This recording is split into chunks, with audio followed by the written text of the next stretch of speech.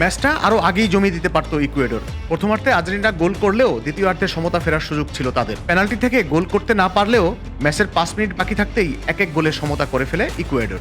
শুক্রবার বাংলাদেশ সময় সকালে যুক্তরাষ্ট্রের টেক্সাসে শুরু হওয়া ম্যাচে প্রথমার্ধে 1-0 গোলে লিড নেয় আর্জেন্টিনা।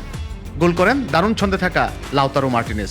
ম্যাচের 35 মিনিটে দলকে লিড এনে দেন তিনি। দ্বিতীয়ার্ধে সমতায় ফেরার চেষ্টায় আক্রমণের ধারা বাড়ায় ইকুয়েডর।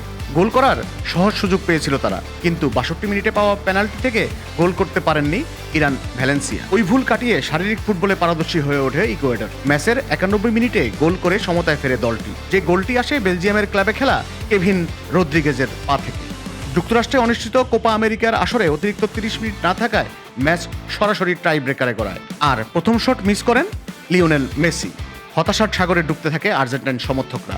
তবে এমিলিয়ানো মার্টিনেজের পরপর 2 শট আটকানো আবার ভক্তদের মুখে হাসি ফেরায়। জমে যাওয়ার টাই ব্রেকারে শেষ পর্যন্ত 4-2 ব্যবধানে জিতে গিয়ে কোপার সেমিফাইনালে উঠে যায় বিশ্ব চ্যাম্পিয়ন আর্জেন্টিনা। তবে এমন জয়ের পর মোটেই সন্তুষ্ট না আর্জেন্টিনার কোচ লিওনেল স্কলোনি। ম্যাচ শেষে সংবাদ সম্মেলনে তার বক্তব্য, এবার আমি দলের কিছুই উপভোগ করিনি। আমরা অবশ্যই খুশি, তবে এই ম্যাচটা আমি উপভোগ করিনি।